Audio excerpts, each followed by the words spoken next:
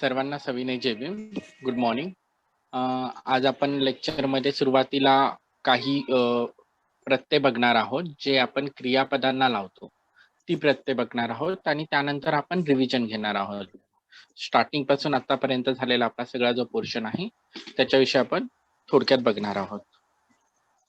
आवाज क्लिअर येतोय ना? आवाजात काही प्रॉब्लेम?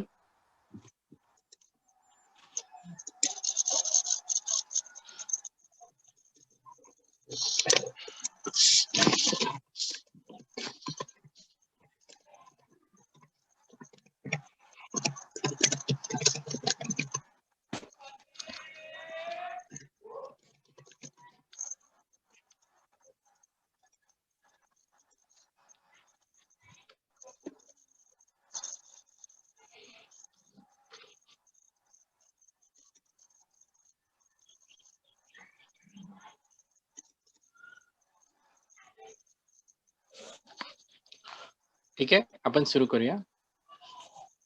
जसं की आतापर्यंत आपण बघितलं होतं की क्रियापदांना वेगवेगळी प्रत्यय लागतात. क्रियापदांना आपण कसली प्रत्यय लावतो? कोण सांगू शकेल?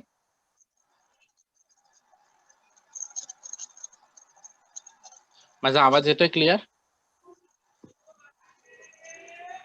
Hello hello. हा, क्रियापदांना आपण कोणती प्रत्यय लावतो? काळाची प्रत्यय लावतो. बरोबर. आपण क्रियापदांना कसली प्रत्यय लावतो? काळाची. काळा व्यतिरिक्त अजून आपण कोणती प्रत्यय लावत असतो क्रियापदांना?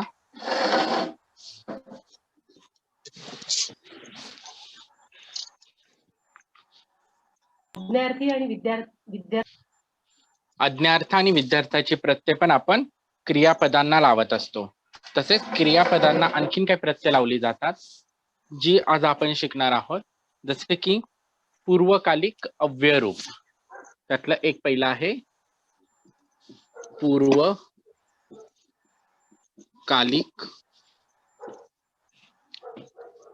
अव्यय. पूर्वकालिक अव्यय रूप हे एक आहे. त्यानंतर दुसरं आपण शिकणार आहोत निमित्तार्थक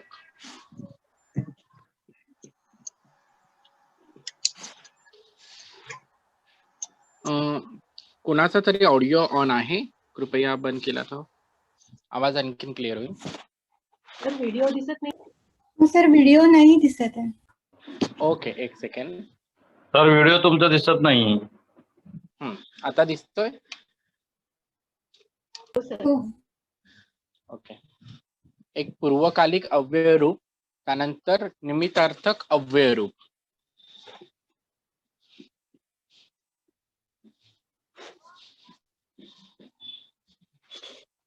पूर्वकालिक अव्यय रूप, त्यानंतर निमित्तार्थक अव्यय रूप, आणि तिसरं जे आपण बघणार आहोत ते आहे वर्तमान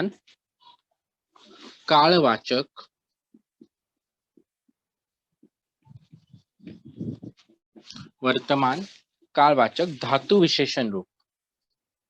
धातु विशेषण रूप. हे तिन्ही जे रूप आहे जे आपण फक्त कशाला लावतो? आपण हे फक्त क्रियापदांना लावत असतो. तर ते आज आपण बघणार आहोत. हे अवघड नाहीये, सोपे आहेत. याच्यात पाठ करण्यासारखं काही नाहीये. जसं आपण काळाची प्रत्यय पाठ केली, अज्ञार्थाची प्रत्यय पाठ करायला लागणार आहे, तसं यात पाठ करण्यासारखं काही नाही. यात समजून घ्यायचं की कुठलं रूप कुठल्या ठिकाणी वापरलं जातं.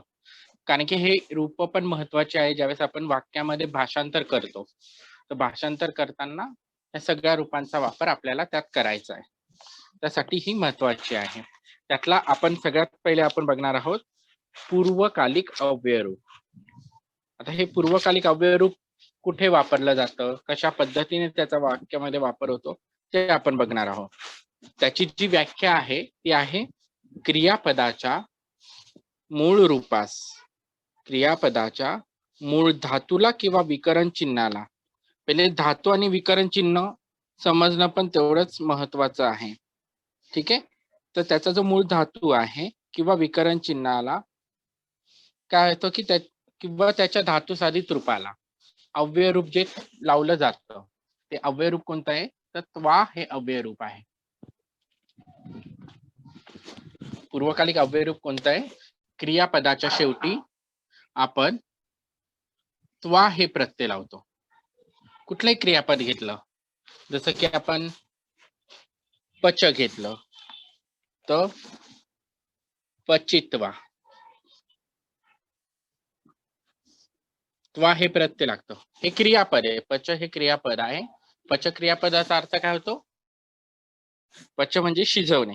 तर त्याच्यानंतर त्वा जे प्रत्यय लागतं, त्वा प्रत्यय लागल्यानंतर आपण त्याचा मराठीत अर्थ होतो शिजवून किंवा शिजवल्यानंतर. शिजवून किंवा शिजवल्यानंतर.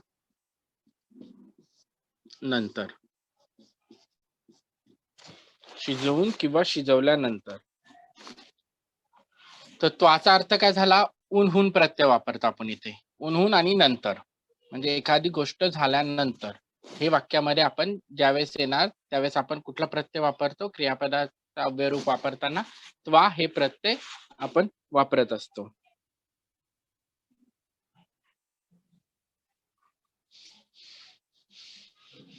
तर त्वा प्रत्यय जसं आपण क्रियापदाला वापरतो ते कोणतं आहे? तर पूर्वकालिक अव्यय रूप. हे लक्षात ठेवायचंय. काय?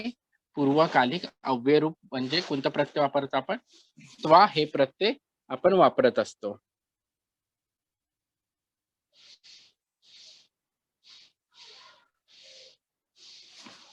जसं मी पहिल्यांदाच सांगितलं की क्रियापदाच्या मूळ धातूला, आता मूळ धातू पण समजणं महत्वाचं आहे. मूळ धातू म्हणजे काय? तर जसं की उदाहरणार्थ आपण बघितलं की मूळ धातू जसं पच, पचच उदाहरण घेऊया. पच हा काय झाला? मूळ धातू झाला. आणि याचं धातू साधित रूप कसं तयार होणार? ज्यावेळेस त्याच्यामध्ये जे शेवटचं अक्षर आहे त्याच्यामध्ये स्वर ऍड होईल. म्हणजे काय होणार? पच. पच हे काय झालं? धातू साधित रूप झालं.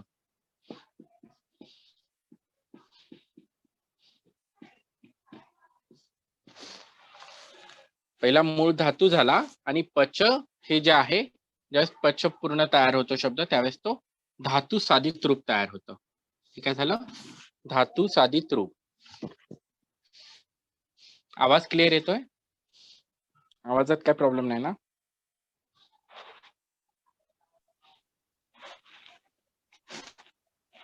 कोणीतरी रिस्पॉन्स द्या म्हणजे मला कळेल की तुम्हाला आवाज क्लिअर येतोय. येतोय सर. ओके. जसं आपण बघितलं की हा मूळ धातू आहे. मूळ धातूस किंवा धातू साधित रूपास काय लागतं? त्वा हे प्रत्यय लागतं. पूर्वकालिक अव्यय रूप म्हणजे कोणतं प्रत्यय लावतो आपण? त्वा हे प्रत्यय लावतो. तर त्याची उदाहरणं घेऊ म्हणजे उदाहरणातून आणखी क्लिअर होईल.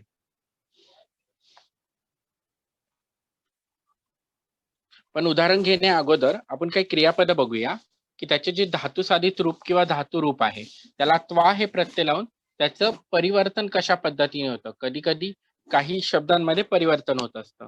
तर ते आपण एकदा बघणार आहोत.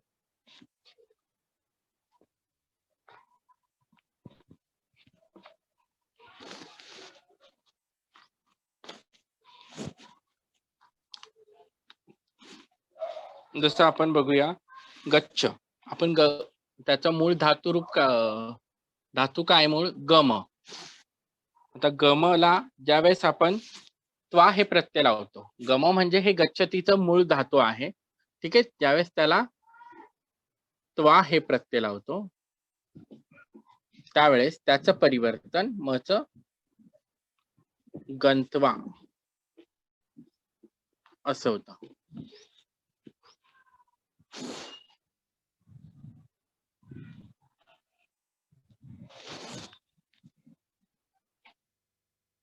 त्यानंतर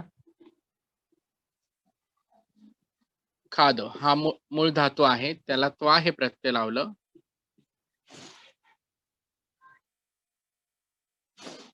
आणि हे प्रत्यय लावताना ज्यावेळेस आपण खादला त्वा प्रत्यय लावतो, तर कधी कधी जे त्वा लावण्यापूर्वी त्वा हे जे प्रत्यय हे लावण्यापूर्वी आपण ई वापरत असतो. म्हणजे खादित्वा हा जो ई आहे, हा ई या ठिकाणी कधी कधी त्वापूर्वी वापरला जातो. यासाठी आपल्याला जी पूर्वकालिक अव्यय रूपाची जी प्रत्यय लावलेली जी शब्द आहेत, ती आपल्याला शब्द सगळ्यांना एका वेळेस बघायला लागणार. त्याच्यातून तुम्हाला क्लिअर होईल. त्यासाठी तुम्हाला जे पाली प्रायमर पुस्तक दिलंय, त्या पाली प्रायमर पुस्तकामध्ये पण याची उदाहरणं भरपूर दिलेली आहेत. तर ते कुठल्या ठिकाणी त्वा लागतो हे आपण बघायचं आहे. जसं की आपण महामंगल सूक्त म्हणतो. आपण महामंगल सूक्त म्हणतो. महामंगल सूक्तामध्ये पण कोणाचा तरी ऑडिओ ऑन झालाय. कृपया ऑडिओ बंद करायचा आहे.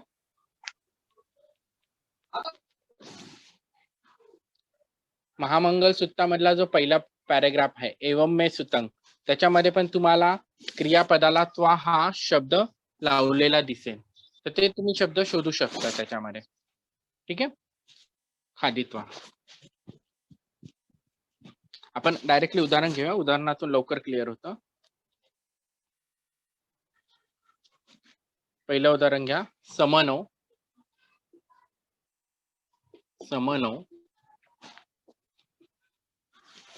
बुद्धं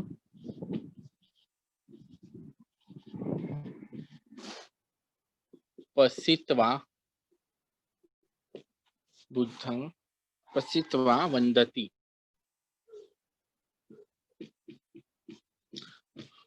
जर तसं बघितलं गेलं तर ह्या वाक्यामध्ये किती क्रियापद आहे?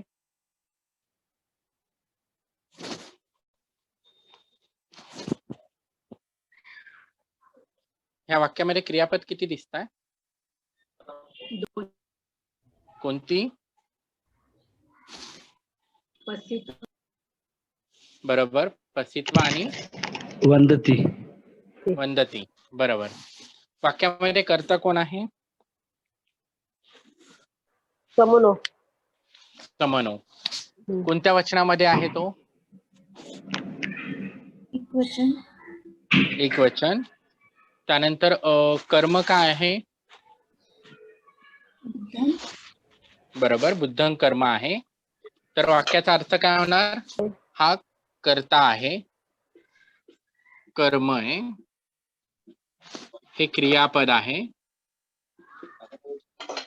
आणि हे आहे पूर्वकालिक अव्यय रूप. पूर्वकालिक अव्यय रूप. का पूर्वकालिक अव्यय रूप आहे? कारण की आपण त्वा हे प्रत्यय क्रियापदाला लावलेले आहे, त्यामुळे ते पूर्वकालिक अव्यय रूप म्हणून वाक्यात आलेलं आहे. त्याचा आपण आता अर्थ काय होणार या वाक्याचा? कोण सांगेल? हॅलो, आवाज क्लिअर येत नाही.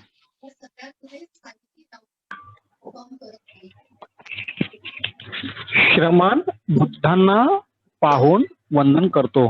श्रमण बुद्धांना पाहून वंदन करतो. बरोबर.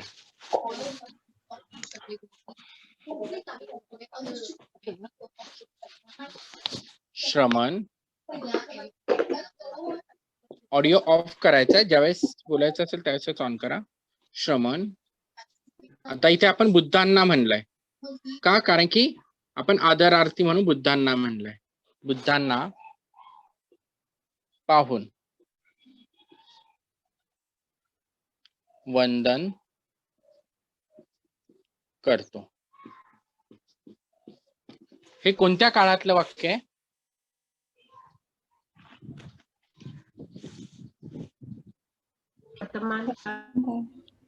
वर्तमान काळ. कशावरून ओळखलं? ती प्रत्यय लागलाय. वर्तमान काळाचं कोणतं वाक्य आहे? तर वर्तमान काळ पठम पुरीस एक वचनाचं वाक्य आहे. दुसरं उदाहरण घेऊया. बोर्डवरचं लिहून झालं असेल. बोर्डवरचं दिसतंय ना क्लिअर? हो सर. ओके. थोडी त्याच्यावर बोर्डवर हा बोला. सावली येते बोर्डवर जरा. ओके. आता थोडा इश्यू होणारच. आता येते क्लिअर?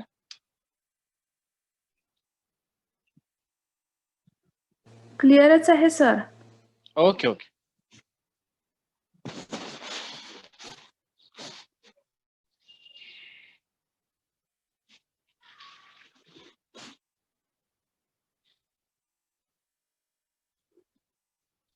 हे झालं त्वा प्रत्यय लावून या पद्धतीने आपण भाषांतर करू शकतो.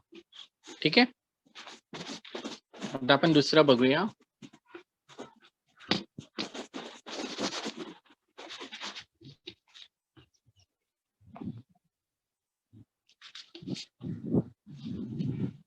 दुसरं आपण बघूया निमित्तार्थक अव्ययरूप. पूर्वकालिक अव्ययरूप समजले?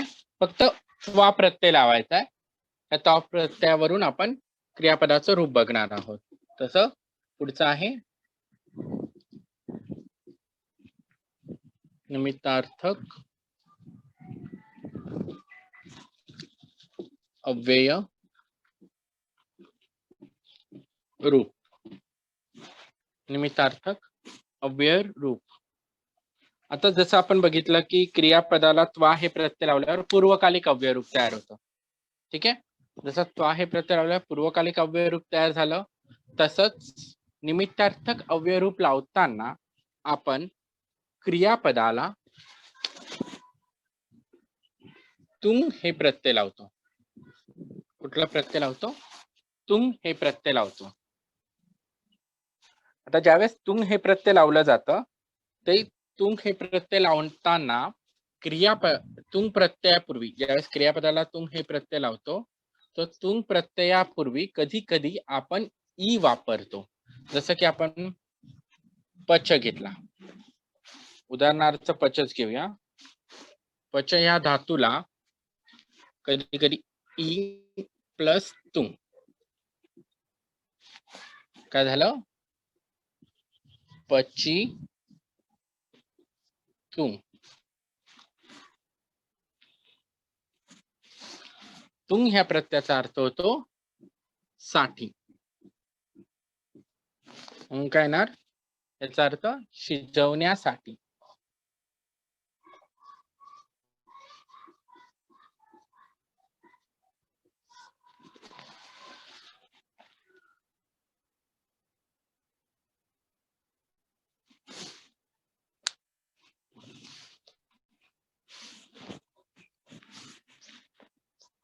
पचितुंग शिजवण्यासाठी.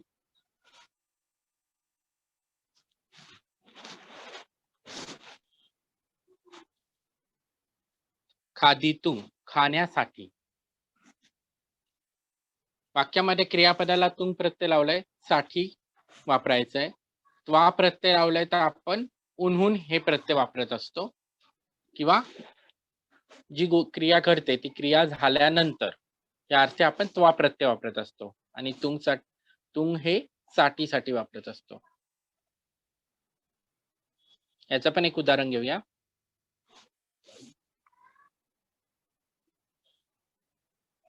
नंतर आपण रिव्हिजन मध्ये अनेक उदाहरणं घेणार आहोत त्याची.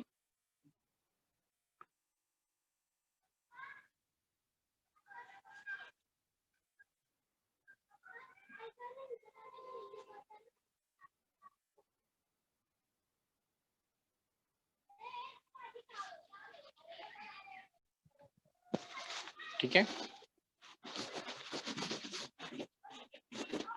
उदाहरण घ्यायचंय.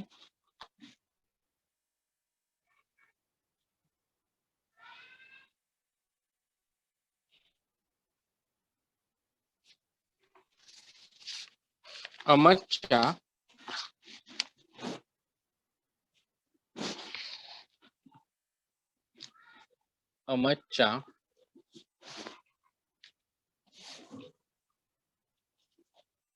भूपालंग पसितुं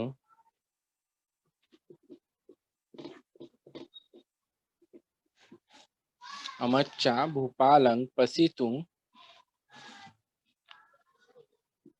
पासादम्मि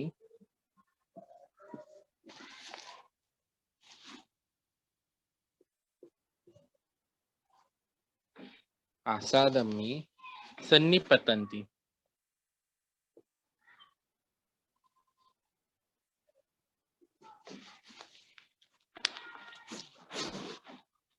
ह्या वाक्यामध्ये कर्ता कोण आहे?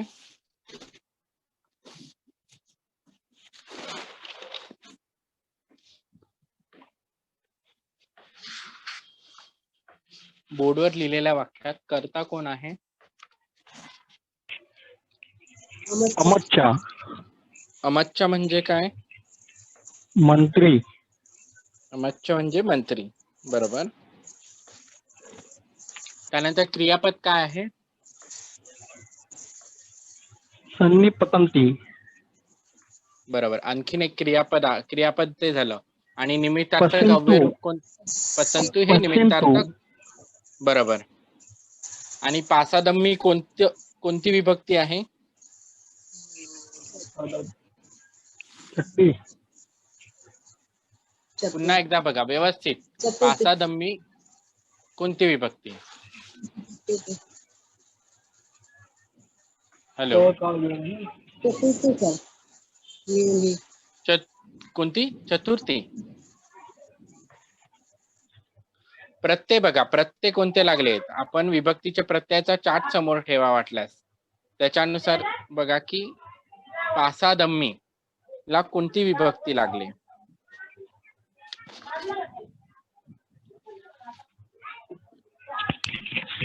सप्तमी सर. सप्तमी विभक्ती कोणतं वचन? स्तन काळ वचन. सप्तमी विभक्ती वचन कोणतं?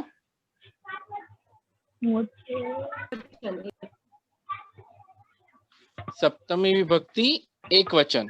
एक वचन. सप्तमी विभक्तीचे प्रत्यय काय आहे?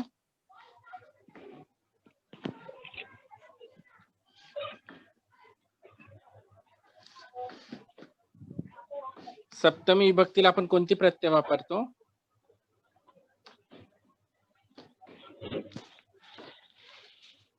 बुद्धे. हा, बुद्ध शब्द वापरून पण सांगू शकता. सांगा. बुद्धे, बुद्धस्मी, बुद्धम्मी. आणि बहुवचनाला? बुद्धेसु. बरोबर. ती झाली सप्तमी विभक्तीची प्रत्यय. म्हणून इथे पासादम्मी जे आहे कोणती विभक्ती आली इथे? सप्तमी. ठीक आहे. हे क्रियापद आहे.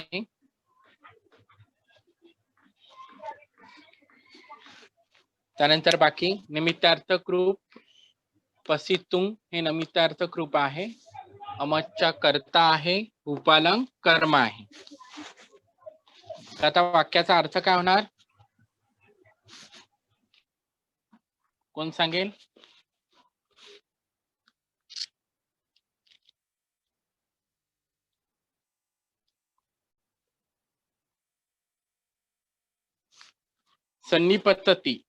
पतंती याचा अर्थ काय होतो?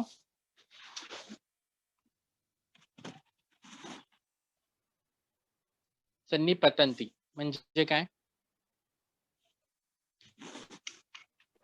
एकत्रित होतात. बरोबर. एकत्रित होतात, एकत्र जमतात म्हणजे सन्निपतंती. आता पूर्ण वाक्याचा अर्थ काय होणार? अमच्चा म्हणजे मंत्री. मंत्री राजाला पाहण्यासाठी महालात एकत्रित होतात. बरोबर. मंत्री राजाला पाहण्यासाठी महालात एकत्र होतात किंवा एकत्र जमतात. ठीक आहे. काय होणार याचा अर्थ? मंत्री. हे वाक्य लिहून झालं असेल तुमचं, तर मी थोडं रफ करतो.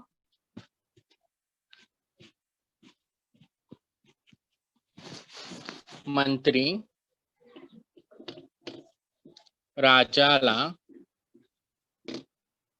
कारण राजा जो आहे, भूपाल जो आहे, हा काय वाक्यामध्ये कर्म म्हणून आलेला आहे. राजाला पाहण्यासाठी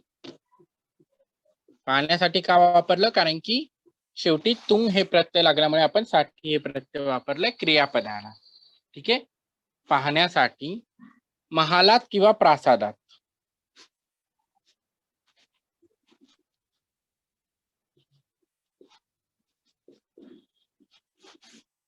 महालात किंवा प्रासादात.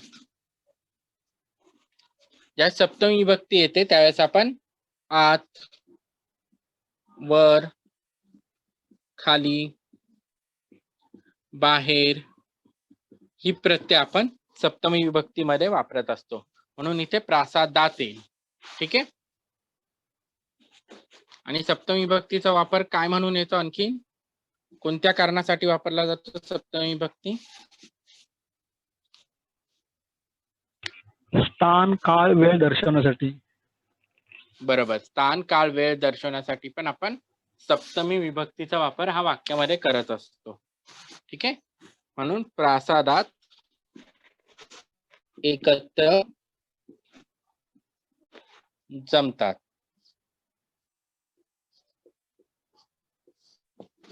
एकत्र जमतात किंवा एकत्र येतात.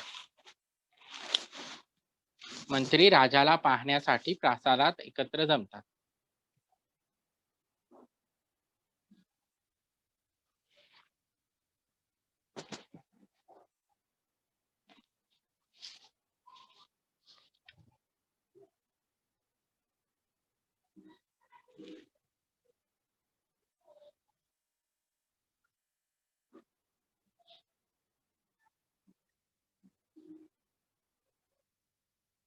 आणखीन एक उदाहरण बघूया याचं.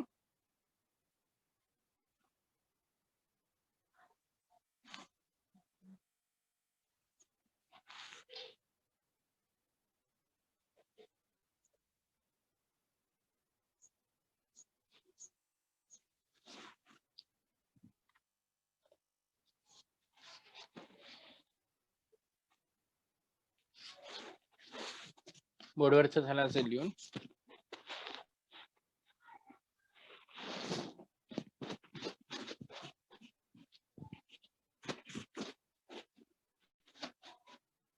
उपासको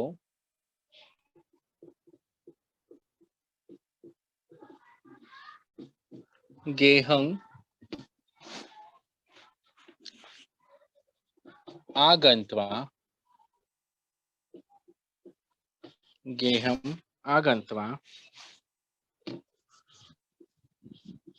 पुत्ते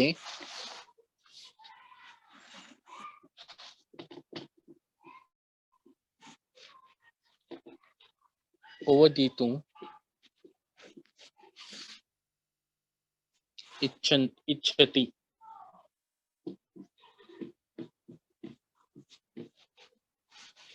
आता ह्या वाक्यामध्ये कर्ता कोण आहे?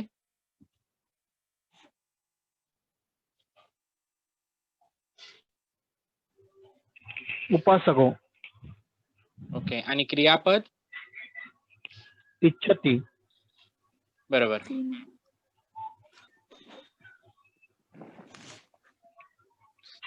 एकूण किती वाक्य आहे याच्यामध्ये?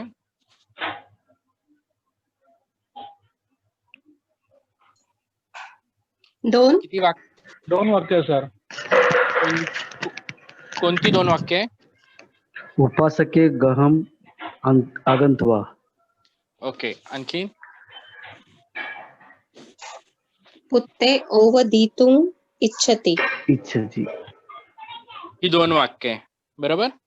हम्म. ऍक्च्युली ह्या वाक्यामध्ये 3 वाक्य आहे. कोणती ती बघा. उपासको गेहम आगंत्वा हे एक पहिलं वाक्य झालं. ठीक आहे. पुत्ते ओवदंतु हे दुसरं वाक्य झालं आणि पुत्ते इच्छती हे तिसरं झालं. कारण की 3 क्रियापद आहे. आगंत्वा एक आहे, ओवदिंतुंग एक आहे आणि इच्छती. ऑडिओ हे करा तुमचा. ठीक आहे. इच्छती हे तिसरं 3 क्रियापद आलेली आहे. या 3 क्रियापदांना वेगवेगळी प्रत्यय लागलेली आहे. इच्छतीला कोणतं प्रत्यय लागलंय?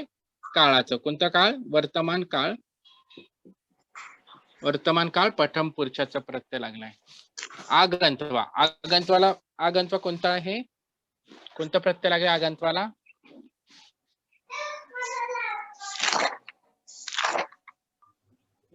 पूर्वकालिक.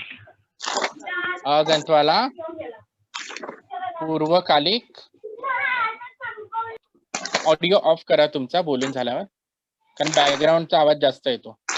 पूर्वकालिक अव्ययरूप. आणि ओदिंतुंग म्हणजे निमित्तार्थक अव्ययरूप.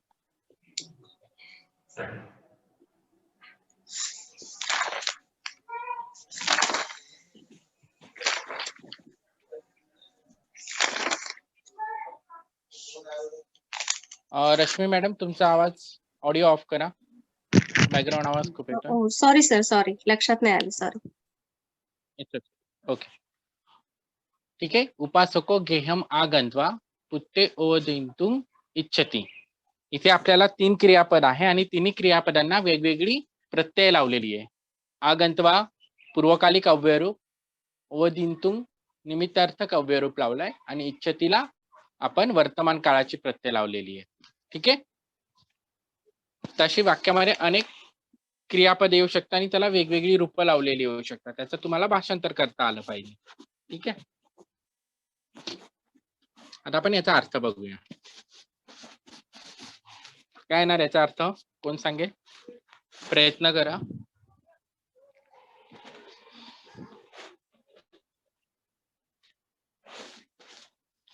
आगंतवा जसं आगच्छती म्हणतो आपण.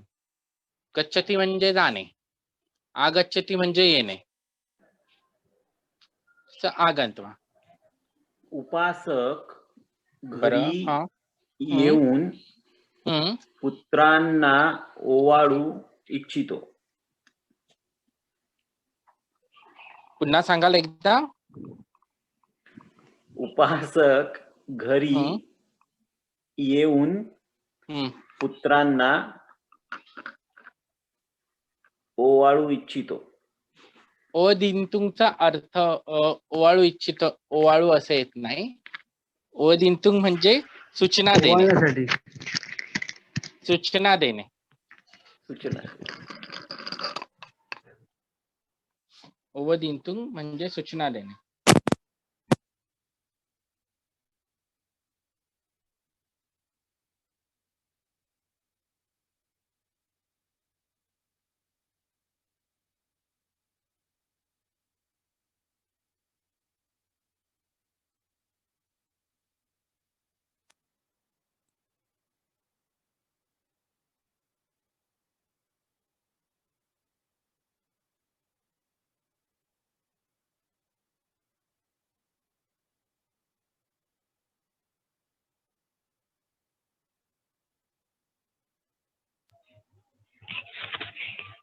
उपासक घरात आल्यानंतर मुलांना सूचना देण्यासाठी इच्छा करतो.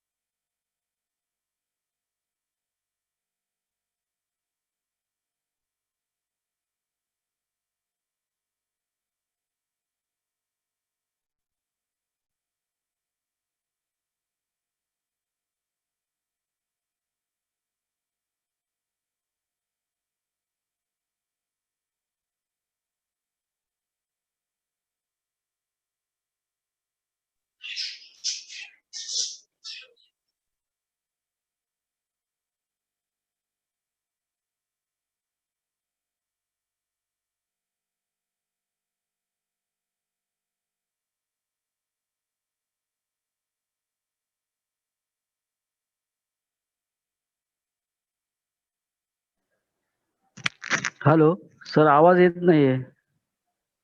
हॅलो. आता येतोय आवाज? हो येतोय सर. हा, पुत्ते जे आहे ते एकवचनात आहे की बहुवचनात आहे आणि कोणती विभक्ती आहे?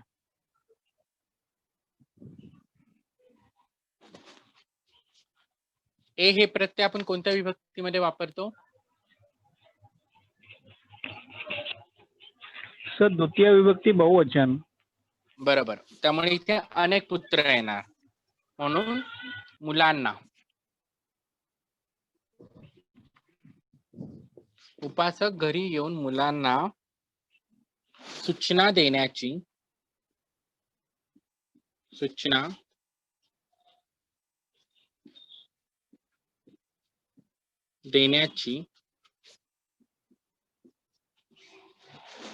इच्छा करतो.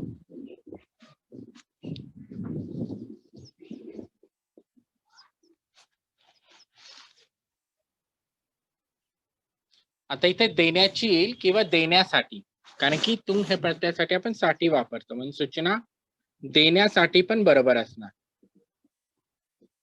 सूचना देण्यासाठी इच्छा व्यक्त करतो किंवा इच्छा करतो.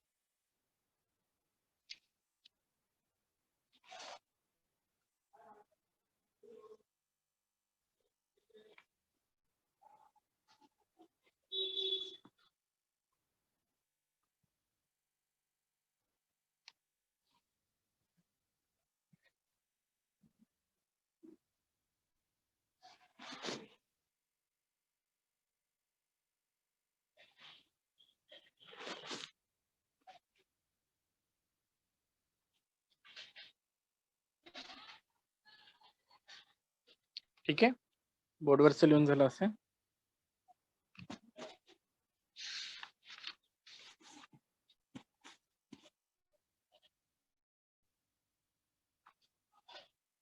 पुढचं बघूया आपण.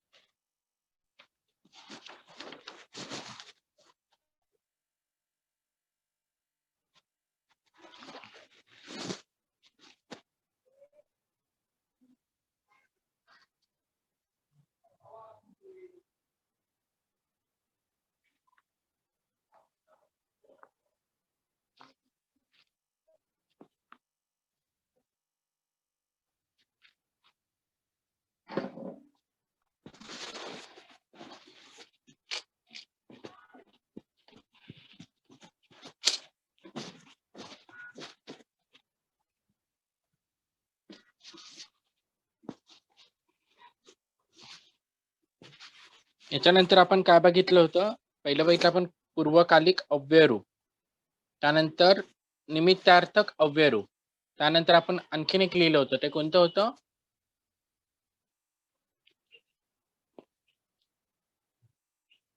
आवाज येतोय माझा?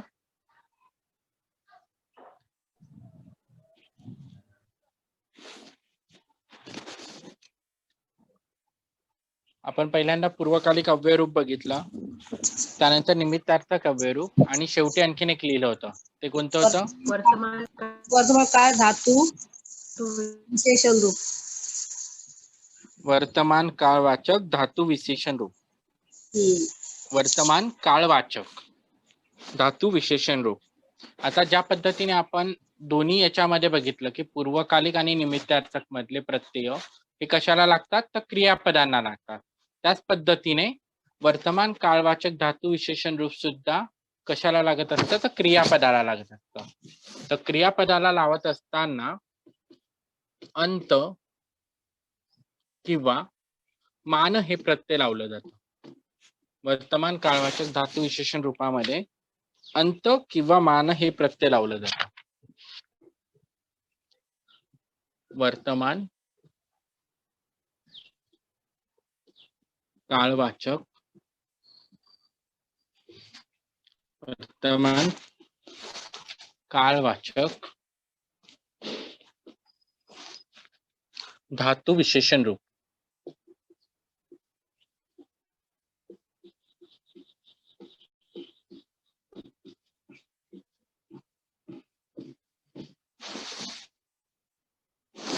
यासाठी आपण जे प्रत्यय वापरतो ते कोणती आहे?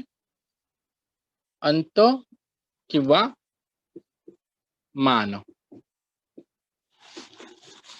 आता ज्यावेळेस आपण अंत आणि मान हे प्रत्यय क्रियापदांना लावतो, ज्या पद्धतीने आपण पूर्वकालिक अव्ययरूप बघितलं आणि निमित्तार्थक अव्ययरूप बघितलं, या दोन्हींचे अव्ययरूप बघताना जे प्रत्यय ज्या पद्धतीने लावली होती आपण, तशीच प्रत्यय आपल्याला अंत आणि मान पण क्रियापदांना लावायची. परंतु याच्यामध्ये एक फरक असणार आहे. ज्या पद्धतीने आपण विभक्तीची प्रत्यय नामांना लावतो, वाक्यामध्ये येणारा जो कर्ता आहे किंवा इतर जे आहे की जसं कर्म येतं, त्यानंतर संप्रदान, अपादान हे येतं, त्या पद्धतीने वाक्यामध्ये जसं वापरलेलं असेल विभक्ती, तीच विभक्तीची प्रत्यय आपली ह्या क्रियापदांना लागत असतात. ती कशी? तर आपण ती उदाहरणातून कळेल, कारण की फक्त सांगून कळणार नाही, तर उदाहरणातून कळेल. तर त्यासाठी आपण एक उदाहरण बघूया आणि याच्यामध्ये लिंग वचनाप्रमाणेच बदल होत असतो.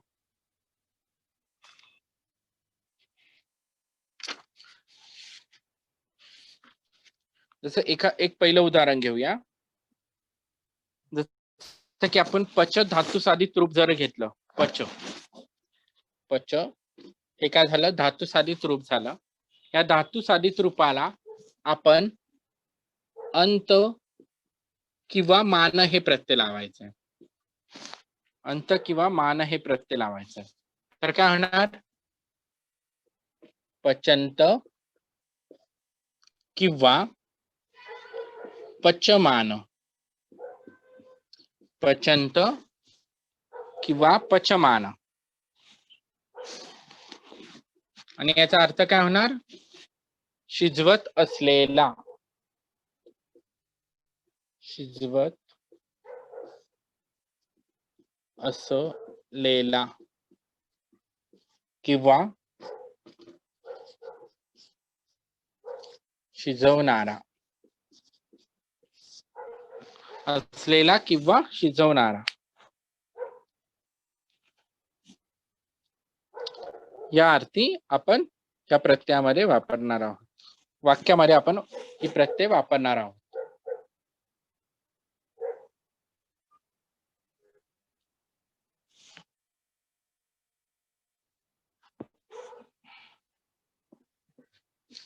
पच प्लस अंत किंवा मान म्हणून काय तयार होतं? पचंत आणि पचमान.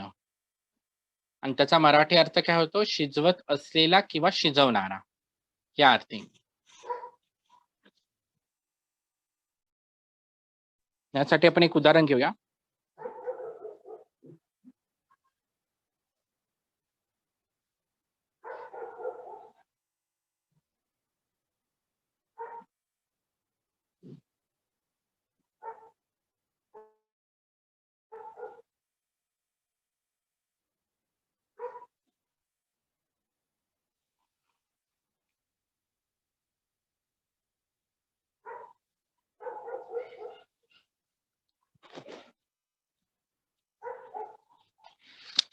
ठीक आहे, बोर्डवरच लिहून झालाय.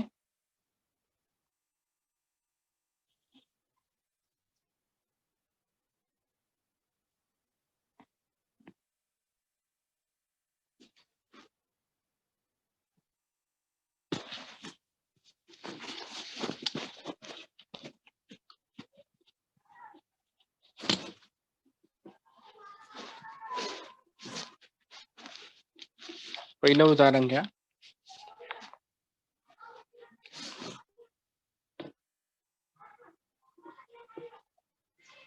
पानीयं याचित्वा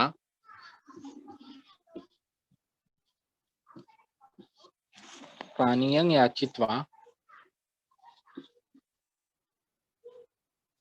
रोदन्तो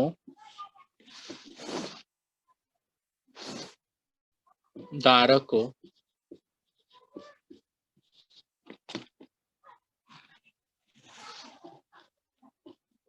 मंचम्मा पतती.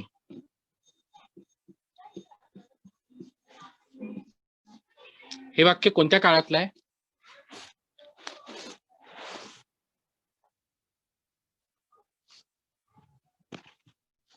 बोर्डवरचं वाक्य कोणत्या काळातलं आहे?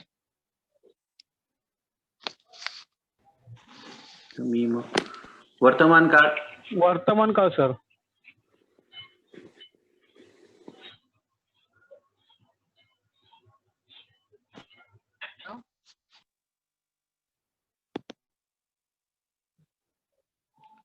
चुकलं तरी चालेल, पण सांगा कोणत्या काळातलं आहे?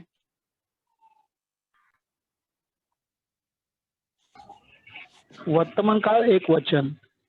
बरोबर, वर्तमान काळ एकवचनातलं वाक्य आहे. का? कारण की क्रियापद जे आहे ते काय लागलंय? पतती. ती हे प्रत्यय लागलाय त्यामुळे. आणि वाक्यामध्ये कर्ता कोण आहे?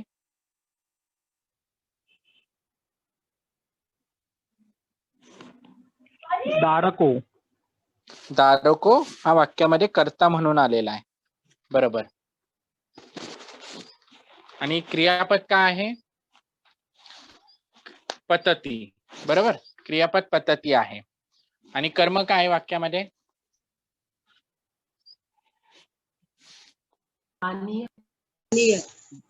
बरोबर, पानीयम हे कर्म आहे. त्यानंतर त्वा, याचित्वा हे काय आलंय वाक्यामध्ये?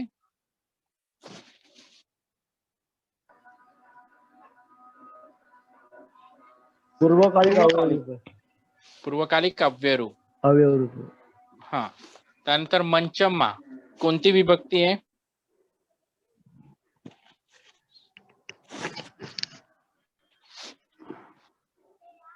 पंचमी. बरोबर, पंचमी विभक्ती एक वचन. ठीक आहे, पंचमी विभक्ती एक वचन. आणि रोदंतो हे काय झालंय? तर हे वर्तमान काळवाचक धातू विशेषण रूप आलेलं आहे.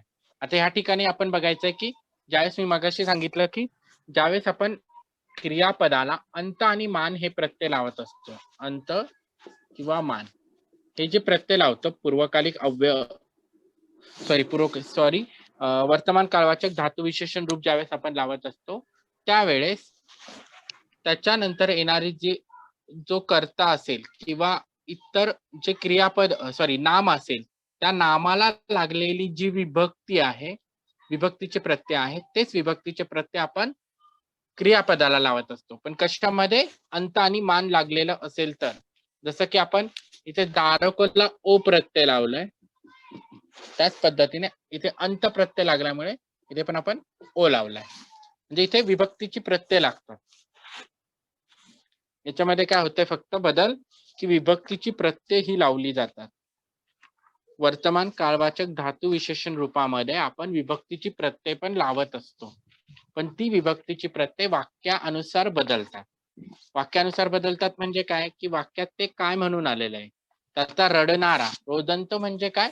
रडत असलेला किंवा रडणारा. पण रडणारा कोण आहे? तर दारक आहे.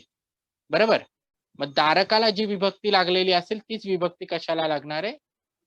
रोदंतला लागणार आहे. म्हणून इथे रोदंतो हे प्रत्यय लावलाय. तो वाक्यात कोणत्या अर्थी आलाय त्याच्यानुसार आपण ती क्रियापद विभक्तीची प्रत्यय ही लावत असतो. समजलंय की पुन्हा एकदा सांगू? सर पुन्हा रिपीट करा सर. ओके. ज्यावेळेस आता हे वाक्य जे आहे अंत आणि मान हे जे प्रत्यय आहे ते काय? तर वर्तमान काळवाचक धातू विशेषण रूप आहे. बरोबर,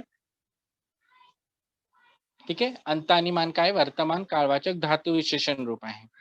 तर वर्तमान काळवाचक धातू विशेषण रूप ज्यावेळेस आपण वाक्यामध्ये वापरतो ते कोणत्या अर्थी आलंय, म्हणजे त्याचा संबंध कोणाशी आहे? तर रडणारा. रोदंत म्हणजे काय? रडणारा किंवा रडत असलेला. बरोबर, तर रडणारा कोण आहे? वाक्यात रडणारा कोण दाखवलाय? दारक आहे. मग त्याचा संबंध कोणाशी आला? दारकाशी. म्हणून दारकाला जी विभक्ती लागलेली असेल तीच विभक्तीचे प्रत्यय आपण रोदंतला लावणार आहे. म्हणून इथे ओ प्रत्यय लागला. जर इथे आ असेल, दारका असतं, इथे दारका असतं, तर इथे पण रोदंत असतं. जी विभक्तीची प्रत्यय याला लागली तीच याला लागणार. कळलं? त्याचा संबंध कशाशी? त्याच्यानुसार त्याची विभक्तीची प्रत्यय बदलत असतात. आपण आणखीन एक उदाहरण घेऊ, त्याच्यातून अजून स्पष्ट होईल. ठीक आहे. तर ह्या वाक्याचा अर्थ काय होणार?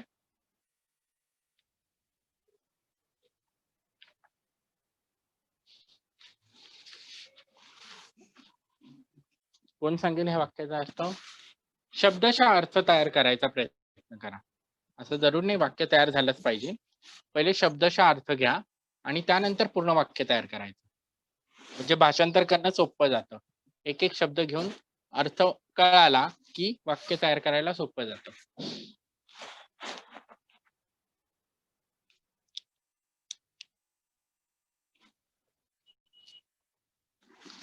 याचित्वाचा अर्थ काय होतो?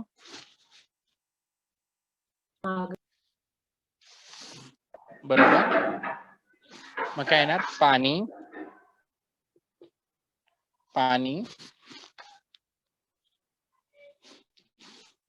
त्वा प्रत्यय लागल्यामुळे मागून, पाणी मागून. याचित्वा म्हणजे याचना करणे किंवा मागणे. बरोबर, या अर्थी होतो. आता रोदंतो, अंत प्रत्यय लागल्यामुळे काय येणार? रडत असलेला. मागून रडत असलेला. कोणी रडत असलेला? मुलगा, दारको. दारको म्हणजे मुलगा, पण तो एक वचनात आहे म्हणून एकच. दारको, मुलगा. मंचम्मा, मंच म्हणजे काय?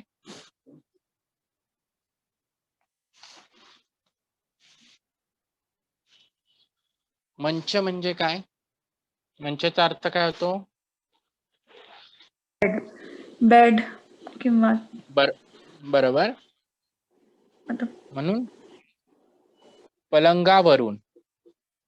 उन हे प्रत्यय आपण पंचमी विभक्तीमध्ये वापरत असतो. ठीक आहे. ही पंचमी विभक्ती एकवचन असल्यामुळे आपण उनहून प्रत्यय वापरतो पंचमी विभक्तीमध्ये. म्हणून पलंगावरून पतत्ती. पतत्ती म्हणजे पडणे, पडतो. पाणी मागून रडत असलेला मुलगा पलंगावरून पडतो.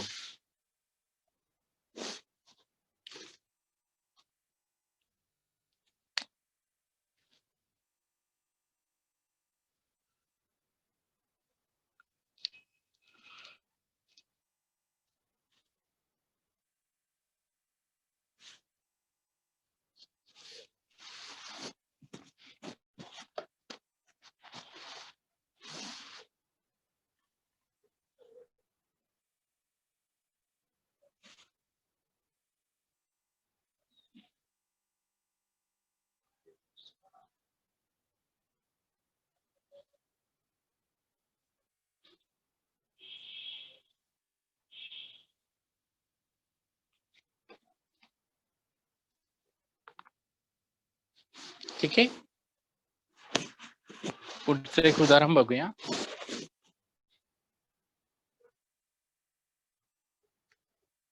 वाक्याचा अर्थ कळालाय कसं केलंय आपण? आता पुढचं उदाहरण बघूया.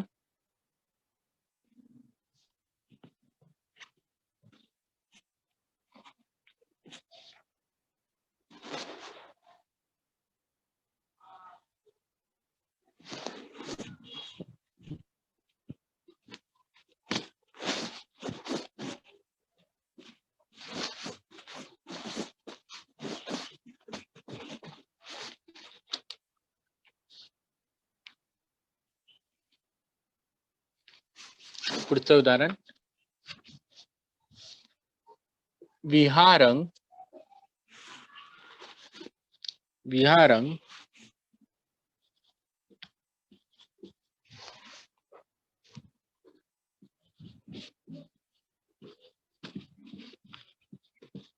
उपसंकमानो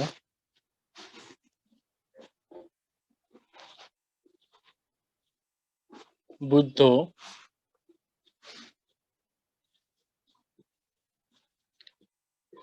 धम्मं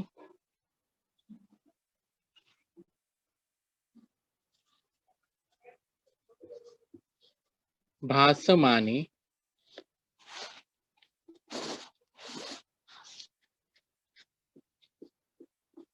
सावके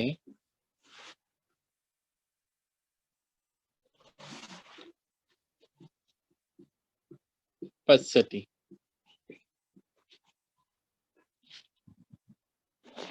आता हे समोरील बोर्डवरच्या वाक्यामध्ये कोणकोणत्या क्रियापदांना कोणकोणती रूपं लावलेली आहेत किंवा कोणती प्रत्यय लावली आहेत. फक्त क्रियापदांना.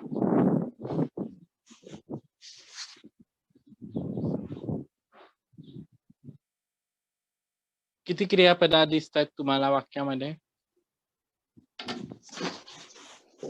2 2 क्रियापदं दिसतात. कोणती? पसती आणि भासमाने. आणखी उपसंक्रमण उपसंकमानो 3 क्रियापद आहेत. उपसंकमानो, भासमाने आणि पश्यति. पश्यति कोणतं क्रियापद आहे?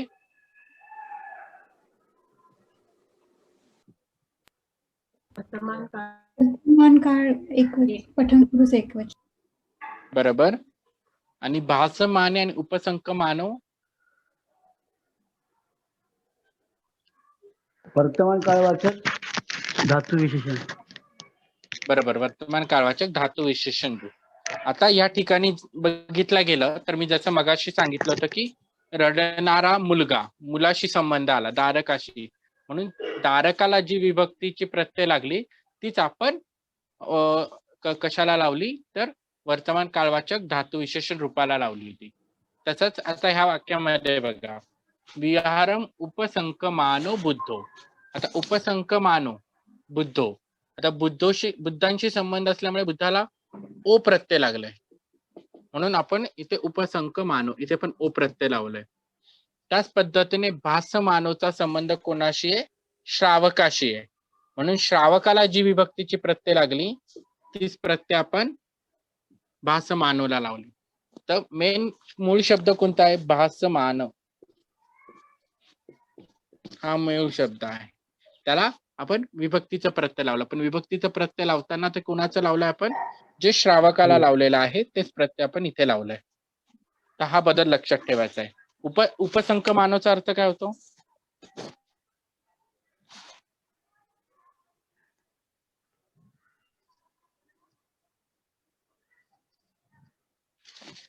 उपसंकमानो जवळ जाणे किंवा जवळ येणे. बरोबर.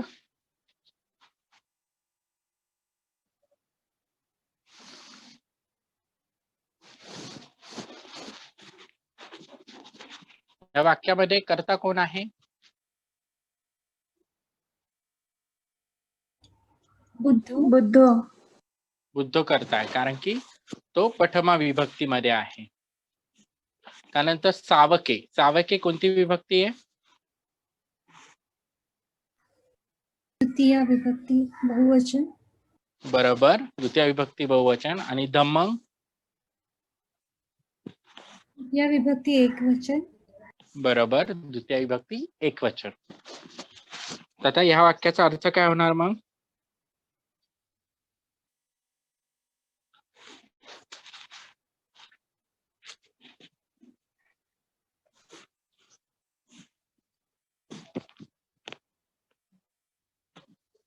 काय होणार या वाक्याचा अर्थ?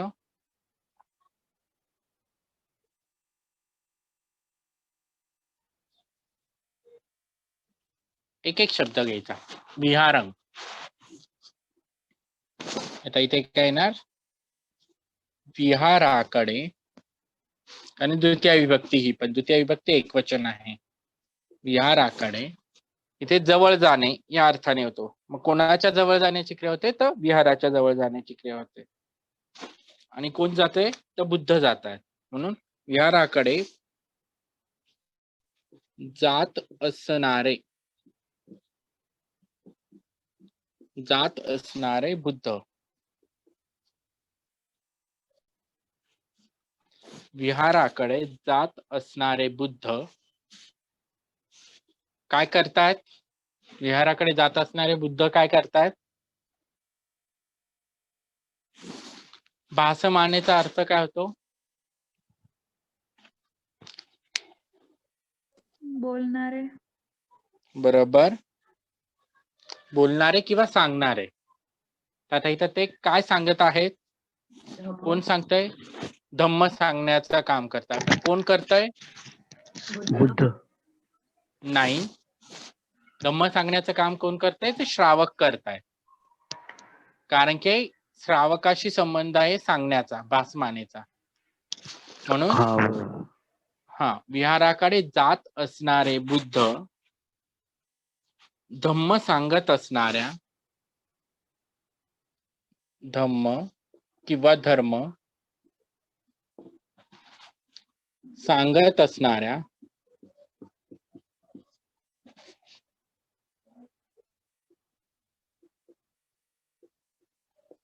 सांगत असणाऱ्या काय येणार पुढे?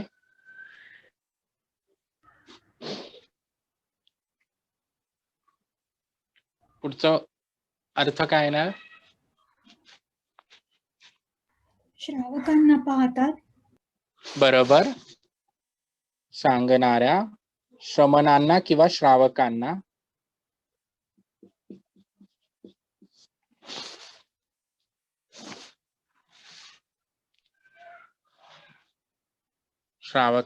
पाहतात. पाहतात येईल का पाहतो येईल?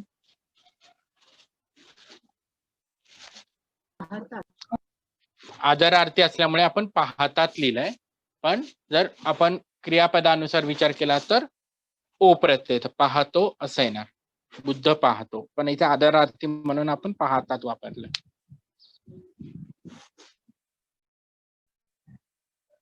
ठीक आहे.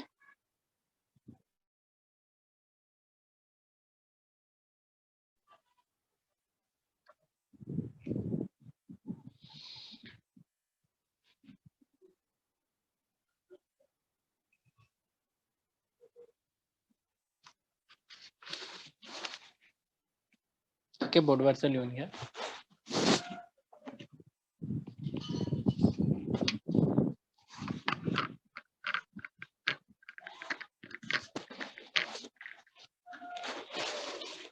याच्यामध्ये काही शंका?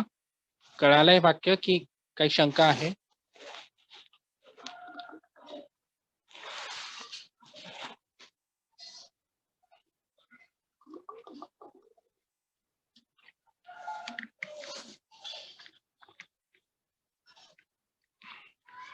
कळालं असेल तर येस म्हणा, नाही कळालं असेल तर विचारा. म्हणजे मला कळेल की नक्की कळालं की नाही.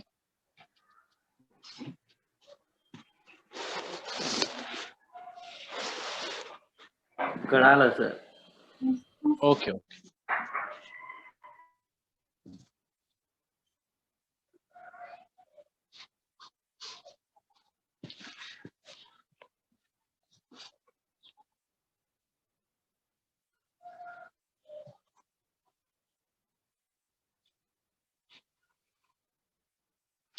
ठीक आहे.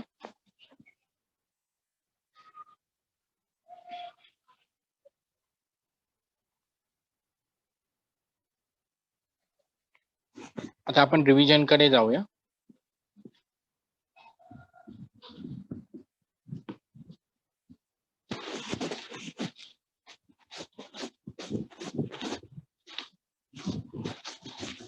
पाली भाषेमध्ये आपण एकूण किती वर्णमाला असतात?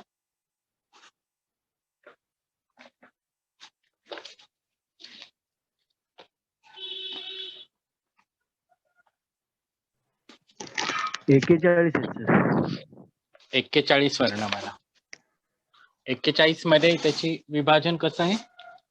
8 स्वर आहेत आणि व्यंजन 32 आहेत आणि एक निगईत आहे. 8 स्वर, 32 व्यंजन आणि एक काय आहे? निगईत. निगईतला आपण मराठीत काय म्हणतो? अनुनासिक. निगईत म्हणजे अनुनासिक.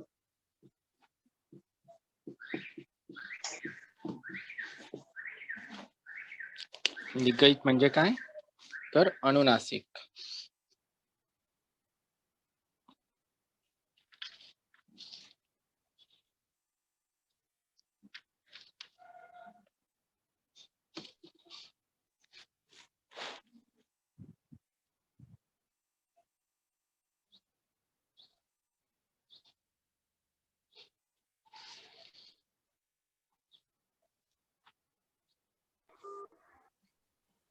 आता स्वर म्हणजे काय? कोण सांगू शकेल? स्वर म्हणजे काय?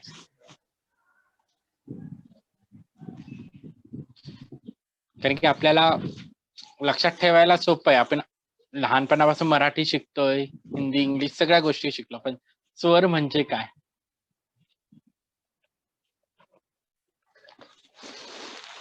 चुकलं तरी चालेल, जे तुम्हाला वाटतं ते सांगा.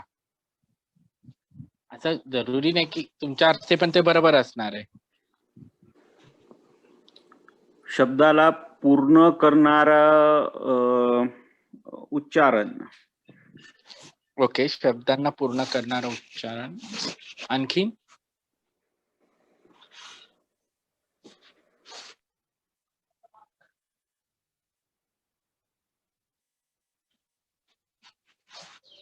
स्वराचं उच्चारण करताना कोणत्या गोष्टी घडतात जे व्यंजनाचं उच्चारण करताना घडत नाही? स्वर आणि व्यंजन मधला फरक कशावरून ओळखू शकतो आपण? जसं की मी सांगितलं होतं की स्वर हे जे आहे हे नेहमी स्वतंत्र असतात. स्वतंत्र असतात म्हणजे की त्यांचं उच्चारण करताना त्यांना कुठल्याही इतर शब्दांचा आधार घ्यावा लागत नाही. जसं की स्वराचं उच्चारण करताना आपले ओठ आणि जीभ ह्या ज्या आहे ह्या एकमेकांना किंवा आपल्या मुखातील कुठल्याही अवयवाशी स्पर्श होत नाही. म्हणजे स्वराचं उच्चारण करताना त्याचा स्पर्श, ओठांचा आणि आपल्या जिभेचा स्पर्श आपल्या मुखातील, आपल्या तोंडातील कुठल्याही भागाला स्पर्श होत नाही. आणि त्याच्यातून जो ध्वनी निर्माण होतो त्याला आपण काय म्हणतो? तर त्याला आपण स्वर असं म्हणतो. जसं की उच्चारण केलं अ, आ, ई, ई, उ, उ, ए, ओ. त्याचं उच्चारण करताना कुठला स्पर्श झालाय का आपल्या जिभेचा किंवा ओठाचा एकमेकांशी? तर नाही झाला. आणि म्हणून स्वर हे नेहमी स्वतंत्र असतात. जसं व्यंजन, व्यंजनांच्या बाबतीत जर बघितलं गेलं तर जोपर्यंत आपण व्यंजनांमध्ये स्वर ऍड करत नाही, जोपर्यंत त्याच्यामध्ये स्वर ऍड होत नाही तोपर्यंत त्याचं योग्य ते उच्चारण आपण करू शकत नाही. ते कसं? तर मूळ व्यंजन जर बघितलं गेलं तर व्यंजन कोणते असतात? क, क, ग, ग. जोपर्यंत याच्यामध्ये स्वर ऍड होत नाही, कारण की अंतिम वर्ण जे आपण विभक्ती प्रत्यय शिकताना बघितलं तर अंतिम वर्ण क मध्ये जोपर्यंत अ ऍड होणार नाही तोपर्यंत तो पूर्ण क बनणार नाही. आणि क चं उच्चारण करताना आपण क शेवटी काय येतो? अ चं उच्चारण येतं. त्यानंतर क प्लस आ काय झालं? का, की, की, के, को. जोपर्यंत व्यंजनांमध्ये स्वर ऍड होत नाही तोपर्यंत व्यंजनांचं योग्य उच्चारण आपण करू शकत नाही. म्हणून व्यंजनांचं उच्चारण करण्यासाठी त्याच्यामध्ये स्वर ऍड असणं जरुरी आहे.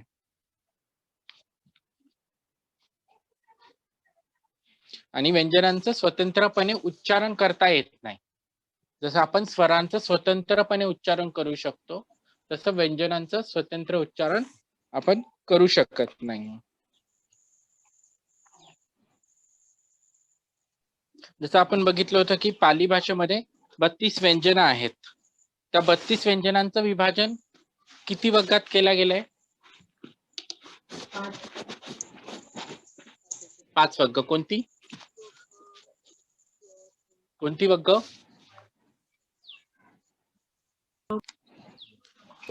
क वर्ग. त्यानंतर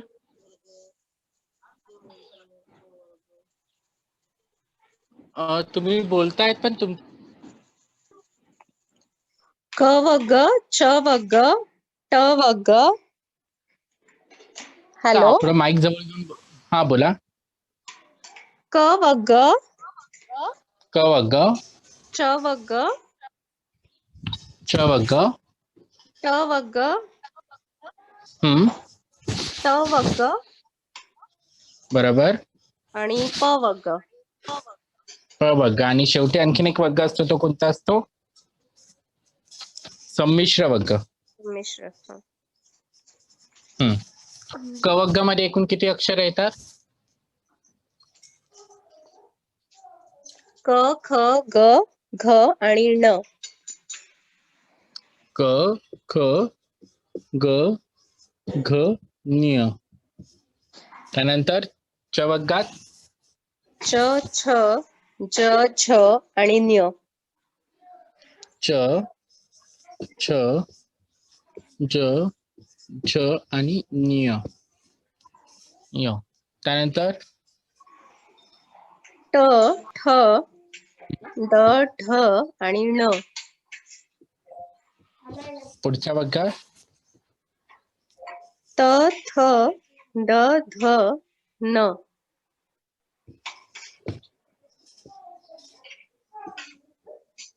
प वर्ग,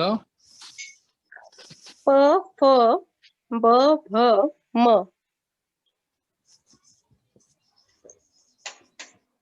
आणि संमिश्र वर्गामध्ये य, र, य, र, र, ल, हम्म, व, हम्म, स, हम्म. ह आणि ळ. बरोबर. आता हे जे 5 वर्ग आहे त्यातील आपण क वर्गाला काय म्हणतो? त्याचं उच्चारण करताना कसला वापर केला जातो? कंठव्य. कंठव्य. कंठव्य म्हणजे काय? कसला वापर करतो आपण उच्चारण कंठ करताना? कंठाचा वापर करतो. म्हणजे त्याचं उच्चारण करताना आवाज कुठून निघतो? तर आपल्या कंठातून निघतो. हा झाला कंठव्य. च वर्ग,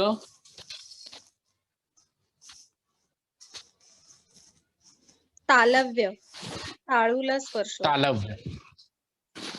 काय स्पर्श होतो टाळूला? आपल्या जिभेचा जो मधला भाग आहे, ठीक आहे, जिभेचा मधला भाग हा आपल्या टाळूला स्पर्श असतो, म्हणून त्याला तालव्य म्हणतात. त्यानंतर पुढे ट वर्ग,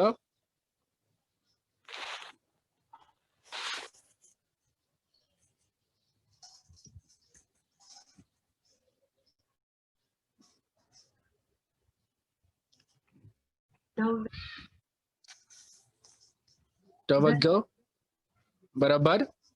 त्याच्यात काय होतं? मूर्धन्य किंवा मूर्धव्य. तर त्याच्यामध्ये काय होतं? आपल्या जिभेचं जे टोक आहे ते जिभेचं टोक आपल्या टाळूला स्पर्श होत असतं.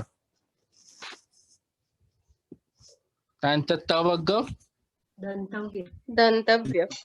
यात काय घडते क्रिया?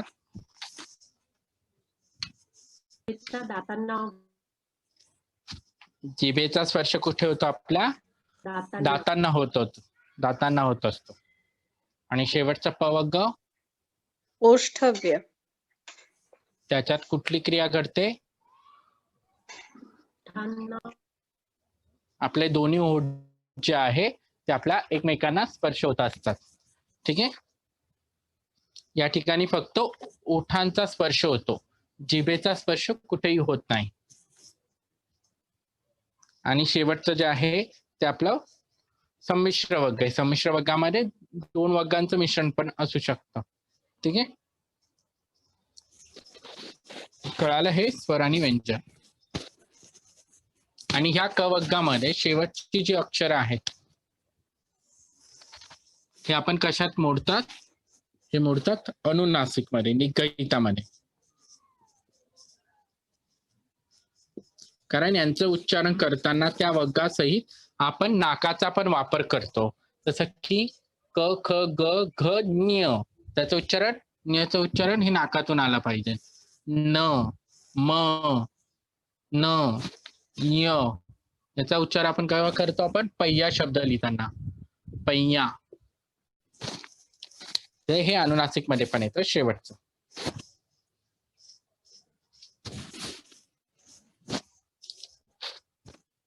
त्यानंतर आपण बघितलं होतं विभक्तीची प्रत्यय. आता विभक्ती एकूण किती पालीमध्ये? 8 विभक्ती आहे, बरोबर.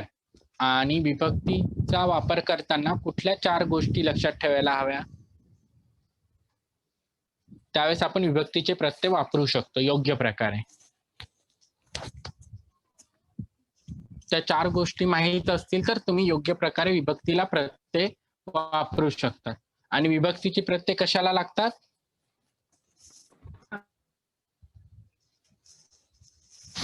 विभक्तीचे प्रत्यय नामाला लागतात. अंतिम नामाला- वर्णानुसार एक सेकंड. पहिलं काय लक्षात ठेवायचं आहे? अंतिम वर्णानुसार सगळ्यात पहिले अंतिम वर्ण माहित असणं जरुरी आहे. आणि अंतिम वर्ण नेहमी काय असतो? स्वर असतो. अंतिम वर्ण हा नेहमी स्वर असतो. आणि विभक्तीचे प्रत्यय कोणाला लागतात? तर नामाला लागतात. दुसरा,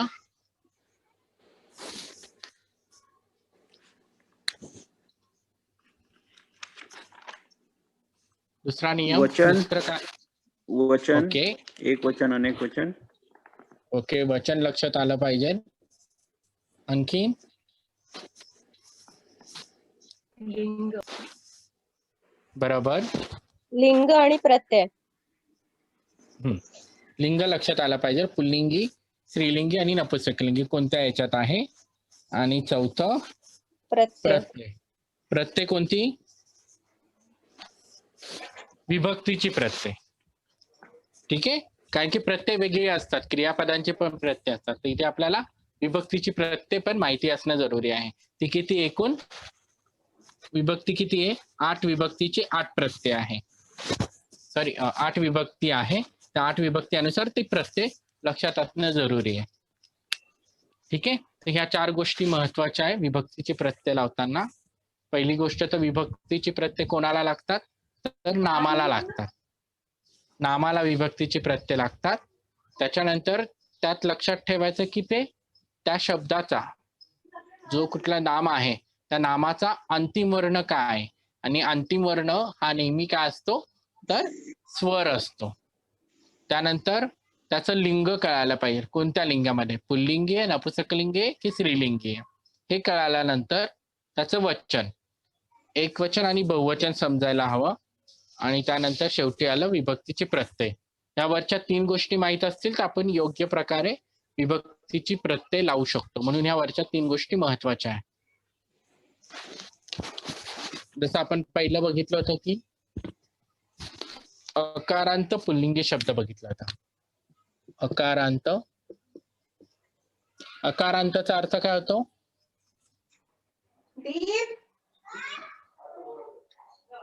तुमचा ऑडिओ ऑन आहे कोणाचा तरी, तो ऑफ करा. अकारांत पुल्लिंगी. अकारांत म्हणजे काय?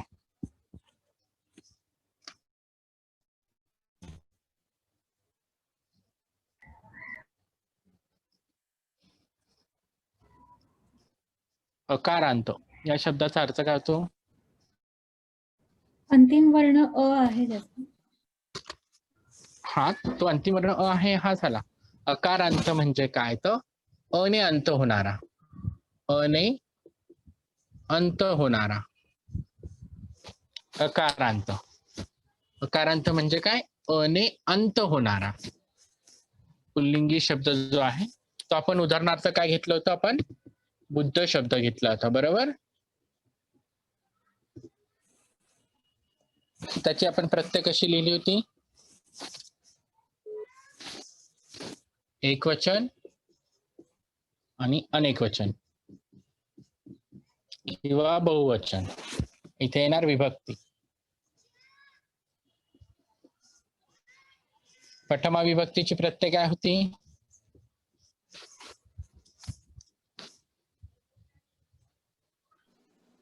ओ आणि आ. ओ बुद्धा. तो बुद्ध शब्द आपण याच्यासाठी दिलाय की तो पाठ करायला सोपं जाईल, कारण की ओ आ लक्षात ठेवणं थोडं अवघड जातं. एक शब्द असला की त्याच्यानुसार पाठ करणं सोपं जातं. द्वितीया,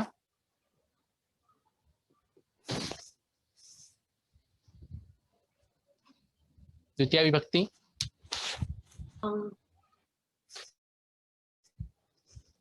बुद्धो बुद्धा, बुद्धं बुद्धे. तृतीया